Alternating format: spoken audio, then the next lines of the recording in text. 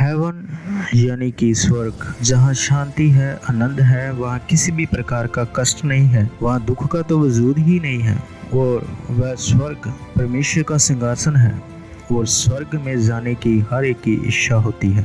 आपने ये दो शब्दों को तो सुना होगा, स्वर्गवास और स्वर्गीय। जब कोई व्यक्ति मर जाता है तो लोग उसे कहते हैं कि वह स्वर्गवास हो गया और उसके नाम पर स्वर्गीय लगा दिया जाता है, जैसे कि वह स्वर्ग में चला गया है और आपने उसकी स्वर्ग की टिकट कटा दी हो। असल में स्वर्ग में कौन लोग जाते हैं, बाइबल इसके बारे में कुछ और बातों को बताती है। बाइबल के मुताबिक आप ऐसे ही स्वर्ग में नहीं जा सकते, आपको लीगल हक लेना होगा। और वो लीगल हक कैसे मिलता है? अगर आप मरने के बाद स्वर्ग में जाना चाहते हैं तो आपको परमेश्वर के पुत्र बनना पड़ेंगे।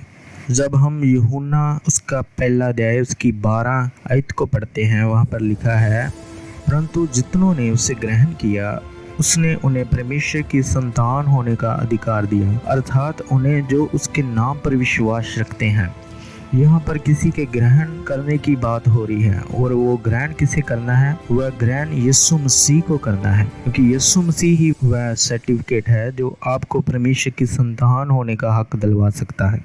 एक उदाहरण मैं आपको देता हूँ। अगर आप किसी अनाथ आश्रम में जाते हैं और वहाँ किसी अनाथ बच्चे को गोद लेते हैं तो आपको बहुत से डॉक्यूमेंट्स की ज़रूरत पड़ेगी और फिर उसके बाद आपको उस बच्चे की कस्टडी प्राप्त होगी और वह बच्चा आपके घर का सदस्य बनेगा और वह आपका बेटा या बेटी होगी। इसी प्रकार परमेश्वर के पुत्र होने का एक ही रास्ता है, यीशु मसीह को ग्रहण करना और उसके नाम पर विश्वास करना, तो हम परमेश्वर की संतान होंगे और परमेश्वर की संतान ही परमेश्वर के घर की अधिकारी होगी।